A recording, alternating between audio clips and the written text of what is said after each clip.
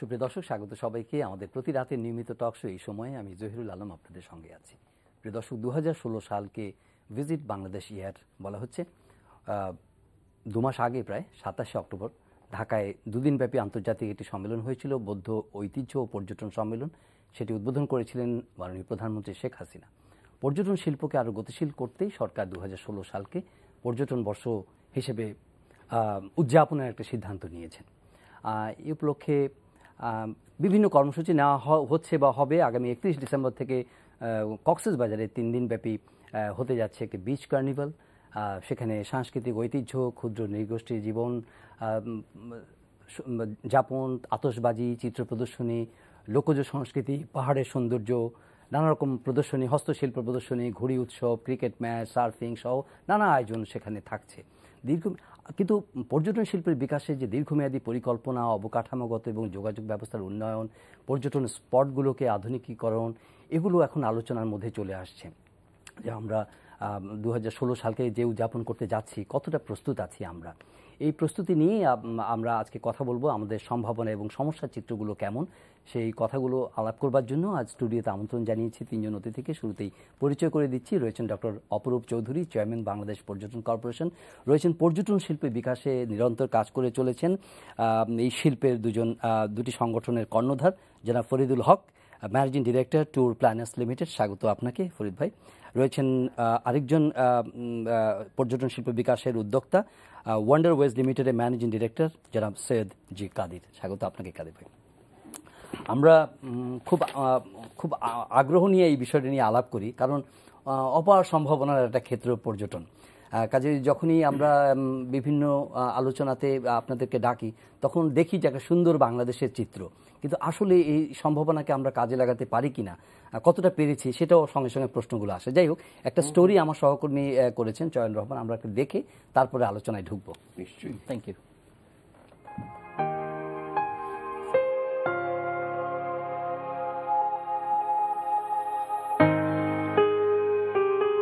পরতে পরতে সৌন্দর্যের পরশ নিয়ে পৃথিবী মানচিত্রে দাঁড়িয়ে অপরূপ প্রাকৃতিক নৈসর্গের আধার বাংলাদেশ।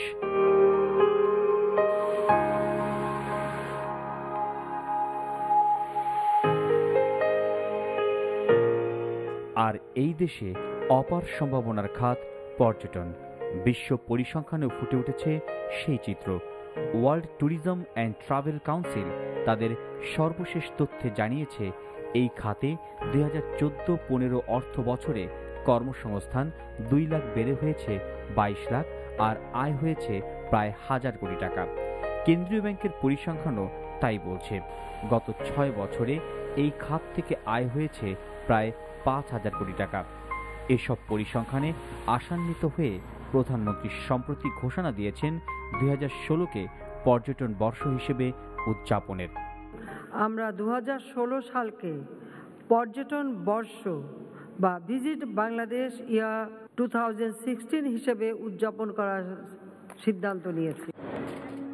গত বছর 2% বিদেশি পর্যটক বাদে আয়ের একটি বড় অংশ এসেছে অভ্যন্তরীণ পর্যটক দিয়ে, যা আগের বছরের তুলনায় 7% বেশি। অথচ যাদের উপর নির্ভর করে এগুচ্ছে দেশের পর্যটন শিল্প, সেই অভ্যন্তরীণ পর্যটককে সৌন্দর্যের পিপাসা মেটাতে গিয়ে পড়তে হচ্ছে যোগাযোগ সহ নানান বিড়ম্বনায়। আমরা অনেক কষ্ট করে আসছি। ঊর্ধ্বতন কর্তৃপক্ষ ভালোভাবে নজর দিত, আমাদের এখানে আসতে অনেক সুবিধা হতো। এখানে যদি সিকিউরিটি আরেকটু বাড়ানো হয়, তাহলে মনে হয় জায়গাটা আরো টুরিস্টদেরকে আকর্ষণ করবে। অবকাঠামোগত দুর্বলতার পাশাপাশি পর্যটন বর্ষকে সফল করে তোলার লক্ষ্যে পর্যটক বান্ধব পরিবেশ করে তোলাকে সবচেয়ে বড় চ্যালেঞ্জ হিসেবে দেখছেন পর্যটন বিশেষজ্ঞরা। রিফ্রেশমেন্টের জন্য কিছু ব্যবস্থা লাগে, টয়লেট ফ্যাসিলিটি লাগে, তারপর ইন্টারনাল মুভমেন্টের জন্য আপনার ওই যে ট্যুরিস্ট ফ্রেন্ডলি আপনার ভেহিকেল লাগে। আমাদের এখানে সেরকম ট্যুরিস্ট আপনার এরিয়াগুলো কিন্তু সেরকমও কোনো কিছু নেই। আমাদের যে ট্যুরিস্ট স্পটগুলো আছে সেখানে কি কি ফ্যাসিলিটি দরকার হবে চিন্তা করতে হবে, যে এখানে কি আছে, কি লাগবে। ট্যুরিস্ট পুলিশের সংখ্যা বৃদ্ধির পাশাপাশি এর আধুনিকায়নের দিকে জোর দেওয়ার তাগিদ দিয়েছে পর্যটন কর্পোরেশন।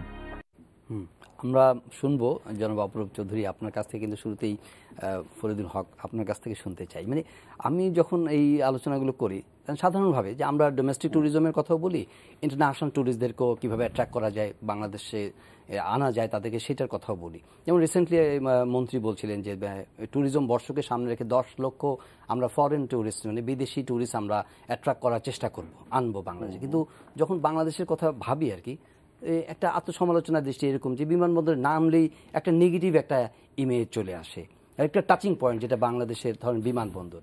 যে আমরা কক্সবাজারের কথা বলি যে না এখন পর্যন্ত একটা আন্তর্জাতিক মানের হয়নি। মানে আপনারা দীর্ঘদিন ধরে এই শিল্পে কাজ করছেন, একটা রিপোর্ট আমরা দেখলাম। যখন আলোচনা শুরু করবেন তখন কি আসে আপনার মনে চট করে যে পর্যটনের জন্য আমাদের অবস্থাটা কি, আমরা কিভাবে এগোতে পারি? ধন্যবাদ। আসলে বাংলাদেশ তো একটা অপার সম্ভাবনাময় দেশ পর্যটন শিল্পে যদি আমরা চিন্তা করি, এবং এটা আমরা বহুদিন ধরে চর্চা করে আসছি, আমরা আলোচনা করছি। এবং সৌভাগ্যবশত আমাদের মাননীয় প্রধানমন্ত্রী যখন এই 2016 সালকে পর্যটন বর্ষ হিসেবে ভিজিট বাংলাদেশ 2016 ডিক্লেয়ার দিলেন, আমাদের কিন্তু তখন সবাইকে জেগে ওঠা উচিত ছিল। সবাই বলতে আপনি, আমি, আমরা সবাই যারা পর্যটন শিল্পে সম্পৃক্ত, সরকারি যারা আছেন, সব কিছু মিলিয়ে এই সুযোগটাকে আমরা আরও সুন্দরভাবে, সাবলীলভাবে, আরও বিভিন্ন কার্যক্রমকে সামনে রেখে করতে পারতাম। ব্র্যান্ডিংয়ের ব্যাপার যদি আসে, ব্র্যান্ডিং করতে পারতাম। বিকজ অত্যন্ত সম্ভাবনা দেশ আমাদের, এত অপার প্রকৃতি বলেন, প্রোডাক্ট বলেন, যাই বলেন না কেন, অফুরন্ত। বিদেশিরা যখন আসে তখন তো তারা এক ধরনের চিন্তা নিয়ে আসতেছে, কিন্তু যখন তারা বাংলাদেশে বেড়াচ্ছে 7 দিন 10 দিন, তারা অবাক বিস্ময়ে, মানে তারা বিস্মিত হচ্ছে যে কি ব্যাপার, এই তোমাদের দেশ এত সুন্দর দেশ, এত বেড়ানোর প্রচুর জায়গা, জানতাম না। এই যে মেসেজগুলো আমাদেরকে জানাতে হবে, তো জানানোর জন্য আমাদেরকে দেশের বাইরে বেরোতে হবে। বিভিন্ন দেশের যারা পরিব্রাজক, পর্যটক, তাদের কাছে মেসেজগুলো তুলে ধরতে হবে এবং প্রচার করতে হবে। এই যে ভিজিট বাংলাদেশ 2016 বলছি, আমাদের এখনো কিন্তু সময় আছে আমাদের দেশকে বিশ্বের দরবারে তুলে ধরা। কারণ এটা এমন একটা শিল্প, আমরা সবাই জানি যে সব থেকে বড় শিল্প, এবং আমরা যদি সত্যিকার অর্থে, আমরা সবাই জানি, এবং সত্যিকার অর্থে যদি আমরা এই শিল্পকে সেই কনসিডারেশনে নিয়ে আসি যে না আমরা এই শিল্পকে তুলে ধরবো সেইভাবে, তাহলে এই পর্যটন শিল্প কিন্তু বাংলাদেশের জন্য সব থেকে বেশি বৈদেশিক মুদ্রা নিয়ে আসতে পারবে। এর মধ্যে কোনো দ্বন্দ্ব নেই, কোনো দ্বিধা নেই। উনি বলছিলেন যে সবাই যখন ঘোষণাটা এলো প্রধানমন্ত্রীর কাছ থেকে, সবাই ঝাঁপিয়ে পড়ার কথা। আমি যতটুকু সেন্স করলাম যে সব স্টেক হোল্ডারকে নিয়ে আলোচনা করা, নতুন কর্মসূচি নেওয়া, কিভাবে 2016কে সেলিব্রেট করা যায়, কিভাবে বাংলাদেশকে আরও ব্র্যান্ডিং করা যায়, সেটার মধ্যে একটু অভাবনার সুরে একটু আমি লক্ষ্য করছি। আপনার কি মনে হয় কেন এটা খুব জরুরি, বা বাংলাদেশের যে ব্র্যান্ডিংয়ের কথা বলা হয় কেন এটা এত জরুরি? দেখেন, একটা বাস্তব কথা হলো যে আজকে ব্র্যান্ডিং বিষয়টা একটা ছোট কোম্পানিও বোঝে কেন লাগে, আর জাতি হিসাবে তাহলে সেটার কত প্রয়োজন আমার মনে হয় ব্যাখ্যার কোনো প্রয়োজন পড়ে না। কিন্তু আজকে 2016 ট্যুরিজম বর্ষ হবে, এটা তো সরকারের অনেক আগের থেকেই চিন্তা ভাবনার মধ্যে ছিল, এবং সেটি আর কয়টা দিন বাকি আছে 2016 সূর্যোদয়ের বেশি দূরে নয়। কিন্তু আমাদের প্রস্তুতিটা কোথায়? আজকে শুনছি যে বিচ কার্নিভাল হবে, that is the opening of 2016। তাই যদি হয়ে থাকে, where are the industry people? আমরা যারা এই ইন্ডাস্ট্রির সাথে সম্পৃক্ত সরকারি কর্মকর্তারা কি বলতে পারবেন যে আমাদের ডেকে জিজ্ঞেস করেছে একবার যে বিচ কার্নিভাল করব, কিভাবে করা উচিত, কি হওয়া উচিত, কি ধরনের পদক্ষেপ হওয়া উচিত? 2016কে আপনি কাজে লাগাতে চান, কিন্তু 2016 বাজেট কত? ট্যুরিজম ইয়ারের জন্য বাজেট কত আমরা জানি না। ট্যুরিজম ইয়ারের জন্য কি কি প্ল্যানিং করা হয়েছে, আমি বিদেশে কোন কোন মার্কেটে আমি ব্র্যান্ডিং করব, আমি কি কি পদক্ষেপ নেব। আমি ঘরের মধ্যে বসে যদি ঢোল পিটাই, এবং আমি খুব ভালো বাদক, আমি ঘরের মধ্যে বসে খুব পিটালাম, এটা কি কারো কিছু এসে যায়? সারা বিশ্ব কি জানবে, মানুষ কি জানবে যে এই লোকটা খুব ভালো বাদক?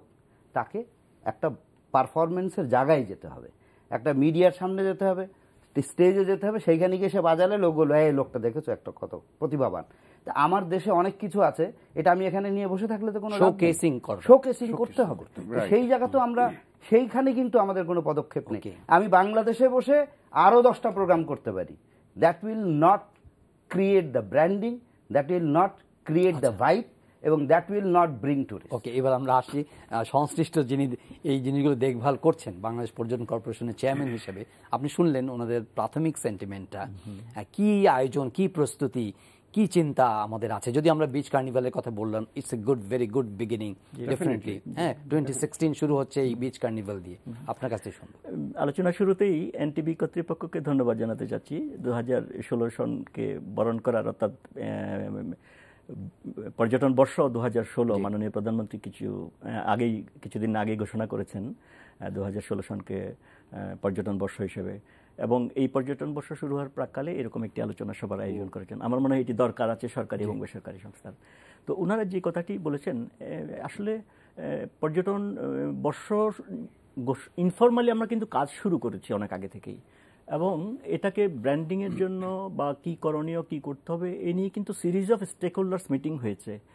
আটাপ, টোয়াব, ট্রিডাপ অর্থাৎ tour operators association of Bangladesh, association of travel agencies of Bangladesh, তারপরে tourist resorts association of Bangladesh, তাদের সঙ্গে কিন্তু আমাদের series of stakeholders meeting আমাদের সংস্থায় যেমন হয়েছে তেমনি মন্ত্রণালয়ে হয়েছে। একটু আগে আমি কিন্তু লাস্ট মিনিট কোঅর্ডিনেশন মিটিং শেষ করে আপনাদের এখানে অনুষ্ঠানে হাজির হয়েছি। তো বাংলাদেশের ব্র্যান্ডিং কিন্তু হয়েছে, বাংলাদেশের কান্ট্রি ব্র্যান্ডিং বিচ কার্নিভালকে সামনে রেখে। এটি একটি মহান আনন্দযোগ্য কি হচ্ছে একটু আমাদের জানান। এটা 3 দিন ব্যাপী বিশাল আনন্দযোগ্য কর্মযজ্ঞ শুরু হবে। মাননীয় অর্থমন্ত্রী 31 ডিসেম্বর সকাল 10টায় বিচে, কক্সবাজারের বিচে এটি উদ্বোধন করবেন আমাদের মাননীয় বেসামরিক বিমান পরিবহন ও পর্যটন মন্ত্রণালয়ের মন্ত্রী জনাব প্রসাদ কারমান তিনি থাকবেন, এবং আমাদের খনিজ সম্পদ প্রতিমন্ত্রী থাকবেন। তাছাড়া সরকারের নেতৃবৃন্দ, উচ্চপদস্থ কর্মকর্তাবৃন্দ, রাজনৈতিক নেতৃবৃন্দ সকলেই এখানে অংশগ্রহণ করবেন। এবং সেখানে কিছুক্ষণ আগে আপনি সূচনা বক্তব্যে যেটি বলেছেন, একটি উৎসবমুখর পরিবেশ। সেখানে sports, amusement, adventure, cultural function, লোকজ সংস্কৃতি, সেখানে রাখাইন জনগোষ্ঠীরা আছে, তাদের সংস্কৃতি, জীবন আচরণ। তার পাশেই আছে বান্দরবান, সেখানে আপনার 13টি নৃগোষ্ঠীর বসবাস, তাদের জীবন আচরণ, এই সাংস্কৃতিক অনুষ্ঠান, কিডস কর্নার, ওই যে আপনি অন্যান্য যেগুলো বললেন, ফায়ার ওয়ার্ক, সার্ফিং, বিচ বল, ভলিবল, 3 দিন ব্যাপী চলতেই থাকবে এবং কাউন্টডাউন শুরু হয়ে গেছে। কিন্তু যে বললো যে বাংলাদেশে, এটা তো একটা গুড বিগিনিং, কোনো সন্দেহ নেই। কিন্তু এই যে যারা উদ্যোক্তা এই শিল্পে আছেন, আপনারা বলছেন যে series of stakeholders meeting হচ্ছে, কিন্তু যে ভাইবটা আপনি পাচ্ছি, যে একটা সবাই মিলে ঝাঁপিয়ে পড়ার মতো যে প্রয়াসটা, এত সম্ভাবনাময় একটা সেরকম থার্স্ট, সেরকম চেষ্টা কি সরকারের তরফ থেকে বা অন্য যারা স্টেক হোল্ডার আছেন তাদের তরফ থেকে আপনি দেখতে পাচ্ছেন? হ্যাঁ, আমরা দেখতে পাচ্ছি, এবং হয়তো দুর্ভাগ্যক্রমে যেনারা আমাদের সঙ্গে মিটিং করেছেন, প্রস্তুতিমূলক সভাগুলো করেছেন, তারা হয়তো আজকের এই আলোচনার সবাই নেই, কিন্তু তারা হয়তো দেখছেন এই অনুষ্ঠানটি, কিংবা তারাও তাদের করবেন, সুস্পষ্ট এবং সুনির্দিষ্ট সুপারিশ মতামত আমাদেরকে দিয়েছেন। আপনার প্রশ্ন ধরে আমি একটা কথা বলি, সেটি হলো আপনি যে কথা বলছেন সিরিজ অফ মিটিং হয়েছে আমরা জানি, কিন্তু মিটিংয়ের ফলাফল কি, মিটিংয়ের আউটকাম কি, কি পদক্ষেপ নেওয়া হলো, সেই পদক্ষেপগুলো কি আপনার প্রাইভেট সেক্টরকে জানানো হয়েছে যে সরকার এই সিদ্ধান্ত গ্রহণ করেছে, এই 1 বছর ব্যাপী আমরা এই কর্মসূচি করব, আমাদের রোল কি হবে?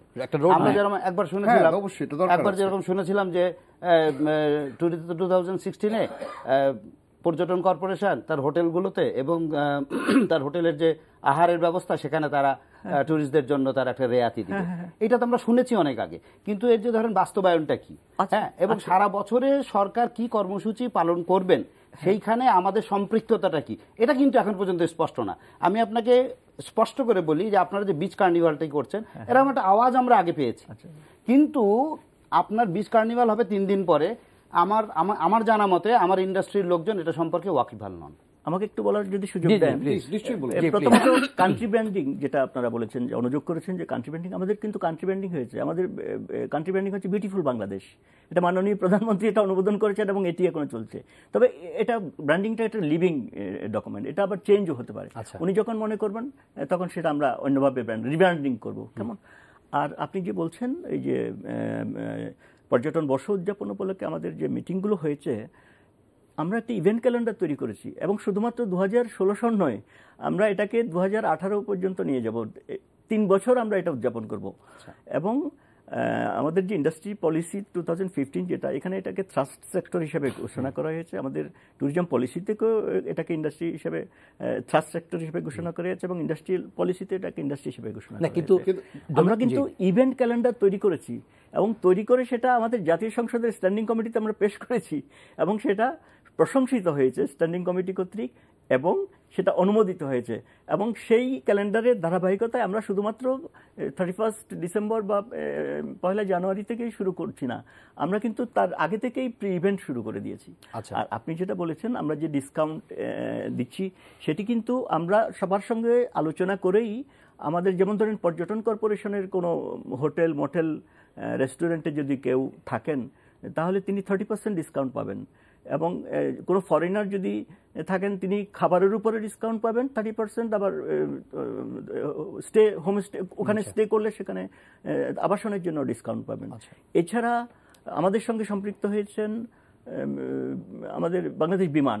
কেউ যদি আমাদের হোটেলের উনি থাকেন, তার প্রমাণপত্র দেখাতে পারেন, তাহলে তিনি 10% ডিসকাউন্ট পাবেন থাকার পরে। না, যদি আমাদের এখানে বুকিং দেন আর কি।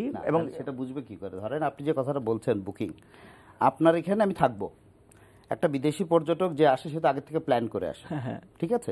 তো আপনার কাছে না থাকার আগে আপনার কাছ থেকে তো আমি কোনো কাগজ পাবো না। না, এখন তো অনলাইন বুকিং এ চলে গেছে, আমরা অটোমেশনে চলে গেছি। আপনি অনলাইন রিজার্ভেশন হচ্ছে, আমি আপনার কথা বুঝতে পেরেছি। কিন্তু আপনি যে কথাটা বলছেন, ধরেন আমার একটা গ্রুপ আসবে, হ্যাঁ, আমার সেই গ্রুপকে আমি আপনার এখানে রাখছি, আমি একটা রিজার্ভেশন দিলাম, তাহলে আমি মানে what document I will get, যেটা আমাকে বলবে। যেমন মনে করেন আমি বলি যে অনেক সময় অনেক অর্গানাইজেশন একটা দেয়, রেয়াতি দেয়, তো বলে যে এই কুপনটা কেটে নিয়ে গেলে আপনি এত % ডিসকাউন্ট পাবেন, বা আপনি যদি অমুক কার্ড হোল্ডার হন তাহলে আপনি বেনিফিটটা পাবেন।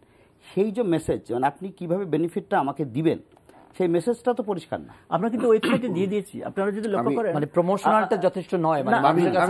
আমি আমাদের ওয়েবসাইটে, পর্যটন কর্পোরেশনের ওয়েবসাইট, সেটা প্রধানমন্ত্রীর কার্যালয়ের এটওয়াইয়ের সঙ্গে লিঙ্ক করা আছে, যাতে সমগ্র বিশ্ববাসী দেখতে পায়। এখন বিদেশ থেকে আমাদের অনলাইন রিজার্ভেশন হচ্ছে, যখনই আপনাকে কনফার্ম করা হচ্ছে তখনই আপনি 30% রেয়াত পেয়ে যাচ্ছেন এখানে। এবং শুধুমাত্র আমরা নয়, আমাদের বিমানের পাশাপাশি নবইয়ারও আমাদের সঙ্গে চলে আসছে এবং প্রাইভেট কোনো হোটেলও স্পন্সর করছে, তারা কিন্তু রেয়াত দিচ্ছে। আমার কথা হচ্ছে যে এই যে আয়োজনগুলো করছেন সবগুলোই অবশ্যই সাধুবাদ পাওয়ার যোগ্য, কিন্তু আমার প্রশ্ন হচ্ছে আরেক ধাপ এগিয়ে কেন আমরা গেলাম না? কেন আমরা এই প্রচারটা করলাম না? বিশ্বের সারা বিশ্ব কেন জানলো না যে বাংলাদেশে এত ম্যাসিভ একটা কর্মযজ্ঞ? আসলে কিন্তু এটা ম্যাসিভ, যদি মানে যা হচ্ছে এটা অবাক করার মতো বিস্ময়ের ব্যাপার। কিন্তু দুঃখজনক হচ্ছে যে এটা আবার দেশের লোক তো আমরা জানছি না। ইনফ্যাক্ট যেটা প্রচারের কথা বলছি, বিদেশে তো কেউই জানে না। প্রচারটা সীমিত, প্রচারটা এত সীমিত কেন? যেখানে আমার দুর্ভাগ্য, ট্যুরিজম বোর্ডের কেউ যদি থাকতো আরো ভালো হতো। দায়িত্ব কিন্তু ওনাদের না, দায়িত্ব ট্যুরিজম বোর্ডের, if I am not wrong. আমি ওন করি, কারণ আমি যেহেতু কর্পোরেশন চেয়ারম্যান, আমি এটাকে ওন করি, সরকারের অংশ। কিন্তু 100 ভাগের মধ্যে ম্যাক্সিমাম দায়িত্বটাই ছিল আপনার ট্যুরিজম বোর্ডের। আজকে ট্যুরিজম বোর্ডের মনে করেন একটা থোক বরাদ্দ, প্রথম দিকে যদি আসি, থোক বরাদ্দ আসলো, থোক বরাদ্দের মধ্যে আপনার 80%ও খরচ হলো না। কেন হলো না? যে এত যুদ্ধ করে আমরা স্টেক হোল্ডার্সরা দীর্ঘ বছরের পর বছর আমাদের ট্যুরিজম বোর্ড দরকার, ট্যুরিজম বোর্ড দরকার, সবাই অনুধাবন করলেন, পর্যটন কর্পোরেশন এগিয়ে আসলেন, ট্যুরিজম বোর্ড হলো, আপনাদের সহযোগিতা তো হলো ট্যুরিজম বোর্ড, এবং ওনাদের একান্ত সহযোগিতার কারণেই আজকে হলো। কিন্তু ট্যুরিজম বোর্ডে টাকা দিল 65 কোটি টাকা বা 66 কোটি টাকা, 6 কোটি টাকা খরচা করতে পারলো না। 60 কোটি টাকা ফেরত চলে গেল। আমার মনে হয়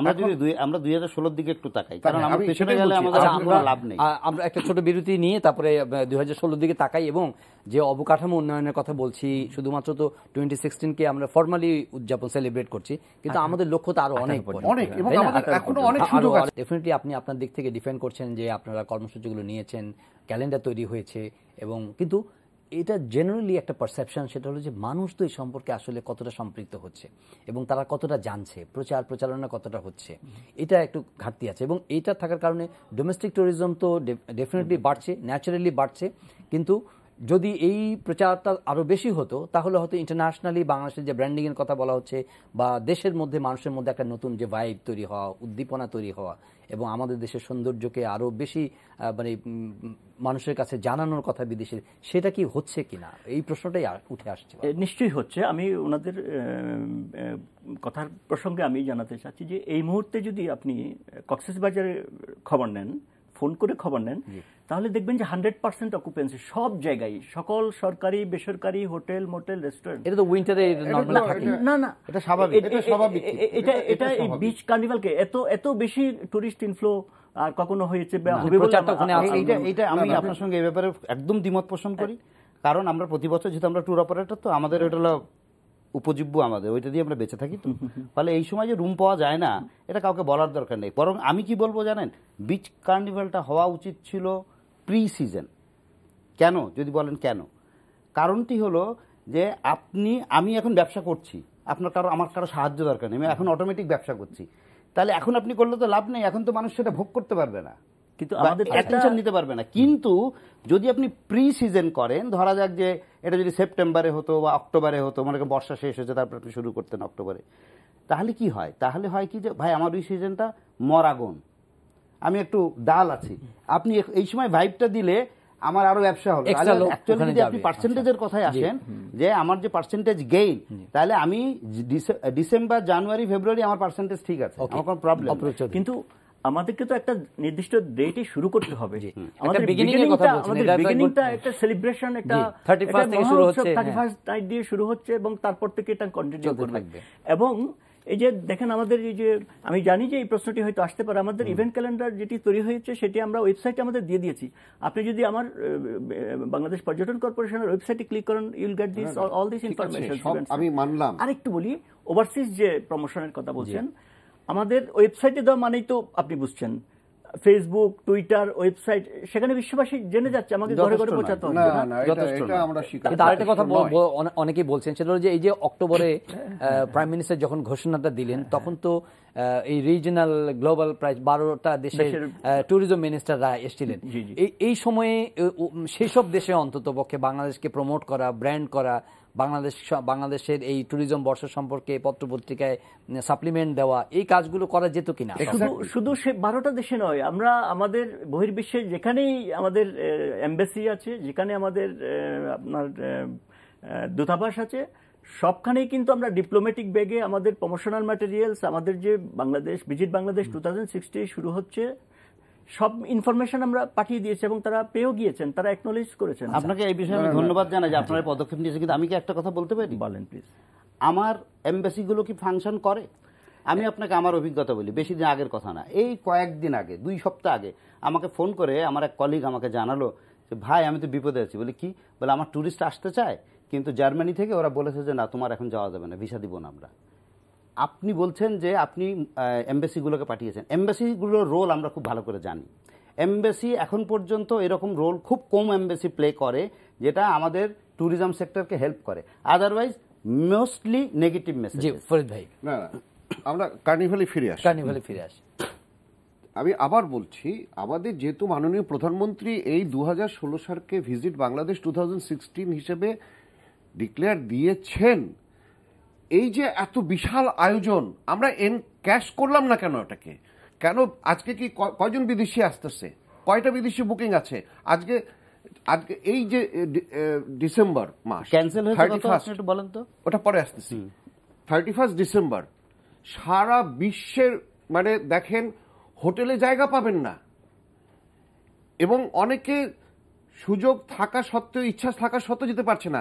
আমাদের তো এটা তো এনক্যাশ করার একটা বিশাল সম্ভাবনার ব্যাপার ছিল। আজকে যদি সেইভাবে প্রচার হতো সারা বিশ্বে যে বাংলাদেশে এরকম এই 31 ডিসেম্বরে, এবং এটা 3 দিন ব্যাপী একটা বিশাল আয়োজন, তাহলে তো আবার আজকে 90% ফরেনাররা এই অনুষ্ঠানের মাধ্যমে একটা বড় প্রচার হচ্ছে। আজকে 90% আজকে বিদেশি টুরিস্টরা আমাদের এখানে থাকতো, বিকজ এখনো অনেক টুরিস্ট সারা বিশ্বে তারা খোঁজ করছে কোথায় থাকা যায়, পাচ্ছে না, বসে পড়ছে।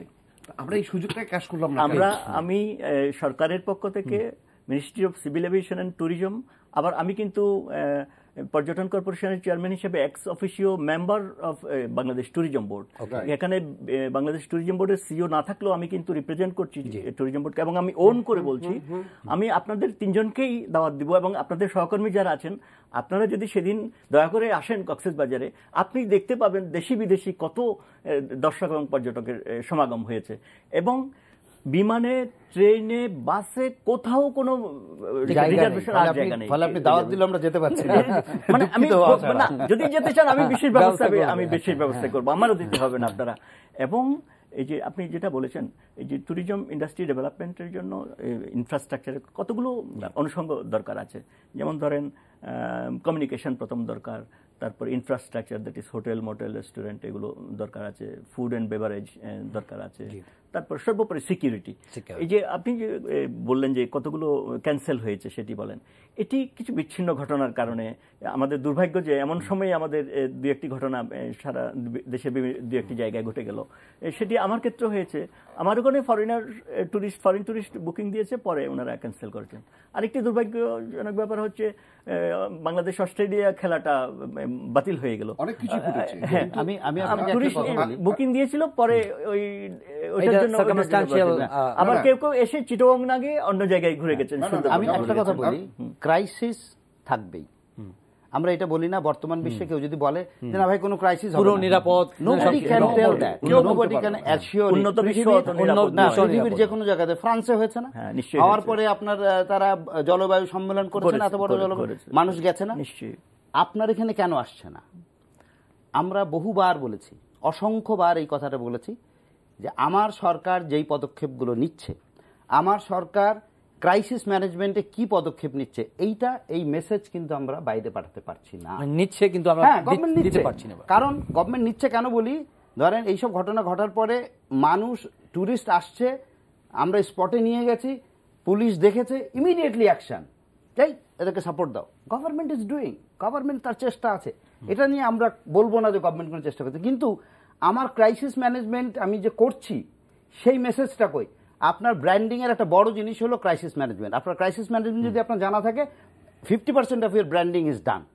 আজকে আমি যদি আপনি থাইল্যান্ডের ঘটনার কথা চিন্তা করেন, যেই দিন ঘটনা ঘটেছে পরের দিন সকালে আপনার থ্রু ইলেকট্রনিক মিডিয়া মেসেজ চলে আসছে, ওইখানে আবার পুজো হচ্ছে, ওখানে আবার টুরিস্ট গেছে। আমি সেটাই বলতে চাচ্ছি, আজকে যে বিচ্ছিন্ন ঘটনাটা ঘটলো, তাহলে আমাদের কি করণীয় ছিল?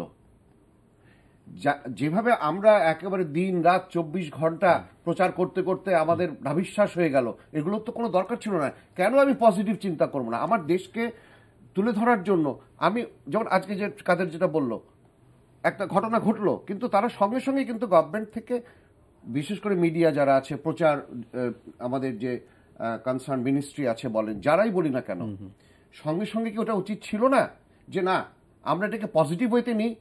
আমরা বলি যে না এটা একটা বিচ্ছিন্ন ঘটনা হয়েছে, কারোর চিন্তা কোনো কারণ নেই, সরকার এই পদক্ষেপ নিয়েছে, এবং আপনাদের জনগণ এবং সারা বিশ্বকে একটা মেসেজ দিত যে নাথিং টু বি ওয়ারিড, এটা একটা বিচ্ছিন্ন ঘটনা, হতেই পারে, সারা বিশ্বেই হচ্ছে।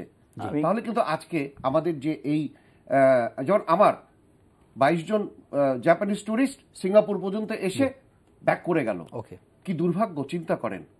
অথচ যদি আমরা তাৎক্ষণিক এই মেসেজটাকে সেই পজিটিভ ওয়েতে নিয়ে যদি বলা হতো যে না এটা একটা বিচ্ছিন্ন ঘটনা, এটা নিয়ে চিন্তা কোনো কারণ নেই, অতএব এটা আমরা দেখছি এবং যথাযথ ব্যবস্থা নিচ্ছি, এটা কি সমন্বয়ের অভাব কিনা? অবশ্যই সমন্বয়ের অভাব। আমি প্রথমত কাদের সাহেবকে একটু ধন্যবাদ জানাতে চাই, তিনি সরকারের এই যে অ্যাকশন, ইমিডিয়েটলি অ্যাকশন নিয়েছে, তার অ্যাকনলেজ করেছেন, ধন্যবাদ দিয়েছেন। এই যে প্রচারণা, সেটাখানে আপনারা যারা মিডিয়া পার্সোনালিটি আছেন, গণমাধ্যম ব্যক্তিত্ব, আপনাদের সহযোগিতা আমাদের একটু দরকার।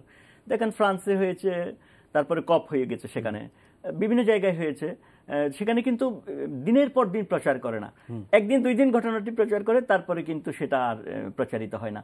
তো এই ক্ষেত্রে আপনারাও যদি গণমাধ্যম ব্যক্তিত্ব যারা টেলিভিশন চ্যানেল, প্রাইভেট চ্যানেল, তারা যদি একটু পজিটিভলি একটু বলেন আমাদের দেশে এটি একটি বিচ্ছিন্ন ঘটনা ঘটেছে, তারপরে সবকিছু কিন্তু কন্টিনিউয়াসলি এককভাবে আমরা মিডিয়াকে বলবো না বা সরকারকে বলবো না, এটা একটা কাঁধে কাঁধ মিলিয়ে সমন্বয় তৈরি করতে হবে আমাদেরকে। আজকেই আমি বলবো, আসুন আমরা আজকেই সিদ্ধান্ত নিই, এই অনুষ্ঠানের মাধ্যমে আমি মেসেজ পাঠাতে চাচ্ছি যে যা কিছু ঘটনা ঘটুক না কেন আমরা যেন সেইভাবে পজিটিভ ওয়েতে নিয়ে দেশকে আমরা আমার ইমেজটাকে তোলার জন্য যা যা করণীয় দরকার আমার মিডিয়াও করবে, আপনারাও করবেন, সরকার করবে, আমরা তো আছি। আমরা চাই আমার দেশের সুন্দরতম উপস্থাপনা হোক, আমার দেশকে সুন্দরভাবে লোকে জানুক।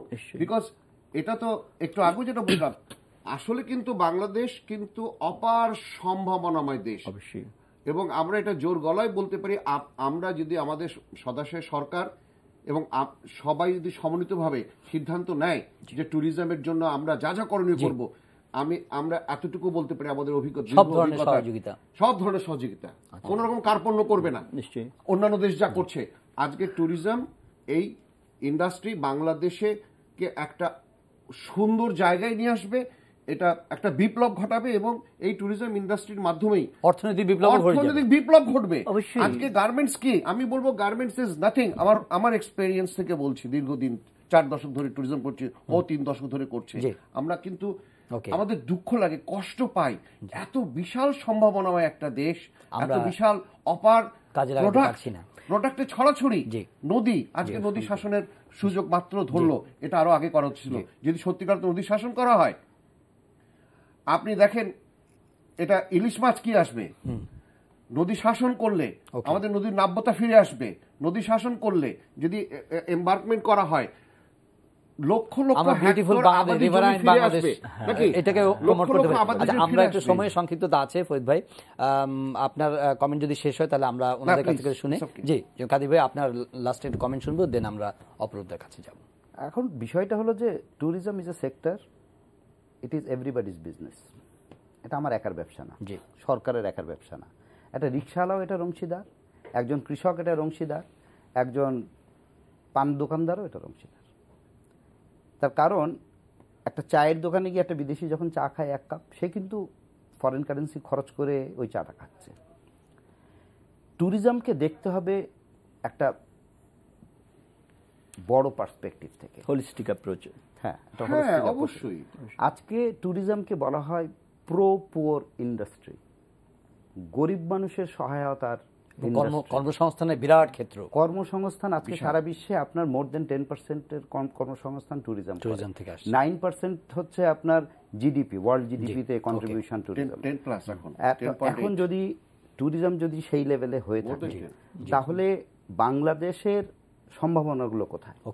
নাম্বার 1 হচ্ছে বাংলাদেশ এমন একটা দেশ, এর যদি আপনি 4টে কর্নারে দেখেন, ইস্ট ওয়েস্ট নর্থ সাউথে আপনি যদি যান, কোন জায়গাটা ট্যুরিজমের জন্য উপযোগী না আমাকে বলেন। So Bangladesh is a destination which itself can stand. কেন বললাম এই কথাটি? যে আপনার অ্যাজ পার বুক একটি ডেস্টিনেশন যদি একা দাঁড়াতে হয়, তার মিনিমাম 4টা থেকে 5টা প্রোডাক্ট লাগে।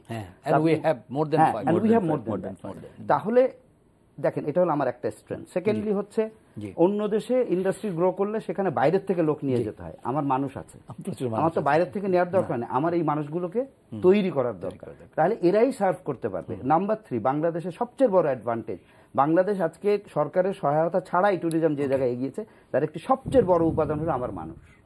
Because my people know how to smile.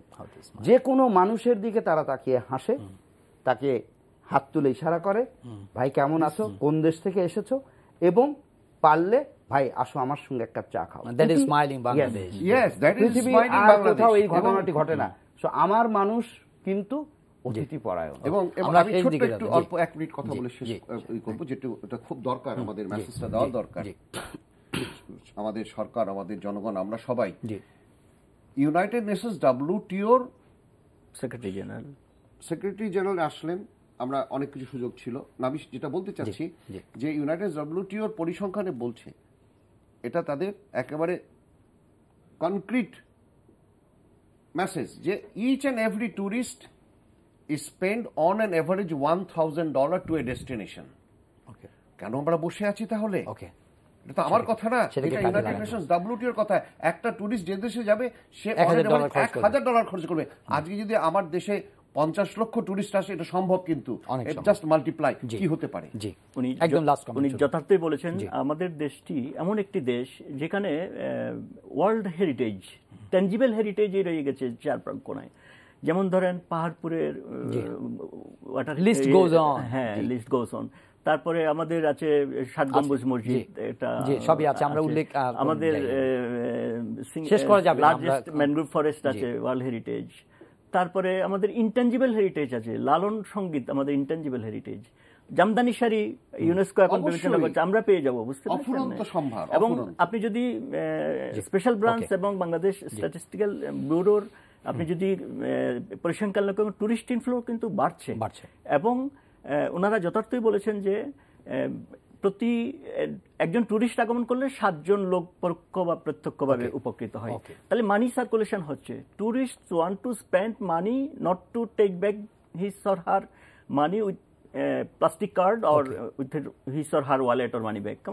তারা চাই কিন্তু এখানে খরচ করতে। তো সরকার কিন্তু ব্যবসা করে না, সরকার ফ্যাসিলিটেট করে। আমরা ফ্যাসিলিটেট করব, আমরা আলো দেখাবো, টর্চ দেখাবো, সেখানে বেসরকারি অপারেটর পরিবেশ তৈরি হচ্ছে। আমরা আশাবাদী যে সম্প্রতি যেই একটি আন্তর্জাতিক সম্মেলন হয়ে গেছে বুদ্ধিস্ট সার্কিট হেরিটেজ ট্যুরিজম, আমরা মেসেজ দিয়েছি এবং ইউএনডব্লিউটিও থেকে আমরা টেকনিক্যাল কোঅপারেশনও আমরা পাবো বলে আমরা আশা করছি। এবং আমি এই আশা করছি যে আমরা 10 লক্ষ টুরিস্ট এই বছরে শুধু আশা করছি, বিদেশি টুরিস্ট। এবং এই বিচ কার্নিভাল উপলক্ষে আমি সকলের প্রতি আপনার মাধ্যমে, এনটিভির মাধ্যমে দেশবাসীর প্রতি আহ্বান জানাবো, আপনারা একটু নিরাপত্তার সাথে, দেশি বিদেশি পর্যটকদের সকলের নিরাপত্তার সাথে, আল্লাহ রহমতে এই পর্যন্ত কোনো বিদেশি পর্যটকের গায়ে কোনো ফুলের টোকাও পড়ে নাই। আমাদের এই বিচ কার্নিভাল শুধু নয়, আমাদের যে ট্যুরিজম ইয়ারটি আছে সেটি যেন আমরা একটু আইন কানুন মেনে চলি, একটু নির্দেশনা মেনে চলি পুলিশের, এবং একটু যদি নিরাপত্তা বিষয়টি আমরা। ধন্যবাদ ডক্টর অপরূপ চৌধুরী, ধন্যবাদ ফরিদুল হক, ধন্যবাদ জনাব সৈয়দ জি কাদের স্টুডিওতে আসার জন্য এবং চমৎকার এই আলোচনা করার জন্য। প্রিয় দর্শক, আমরা এই অনুষ্ঠানটি আজকে এখানেই শেষ করতে চাই। আমরা আশা করছি যে যেভাবে সূচনা হতে যাচ্ছে বিচ কার্নিভালের মাধ্যমে ভিজিট ইয়ার 2016 বাংলাদেশে অভ্যন্তরীণ পর্যটন এবং আন্তর্জাতিক ট্যুরিস্টদেরকে বাংলাদেশে আনার ব্যাপারে যে আগ্রহ, যে উদ্যোগ, যে প্রয়াস, সেগুলো সফল হবে। এবং যে এখানে স্টেক হোল্ডাররা যা বললেন যে সরকার এবং ব্যক্তি খাতের উদ্যোক্তারা সবাই মিলে, দেশের জনগণ সবাই মিলে বাংলাদেশের এই অসম্ভব সম্ভাবনার এই খাতটিকে আরও উন্মুক্ত হবে, আরও এখানে মানুষের কর্মসংস্থান হবে এবং একটি সমৃদ্ধ অর্থনীতিতে পর্যটন খাত তার কার্যকর অবদান রাখতে পারবে, এই আশাবাদ রেখে আমরা অনুষ্ঠান শেষ করছি। অনুষ্ঠানটি আপনারা অনলাইনেও দেখতে পারেন, ভিজিট করুন www.ntvd.com। সবার প্রতি শুভকামনা রেখে আজকে শেষ করছি। ভালো থাকবেন সবাই।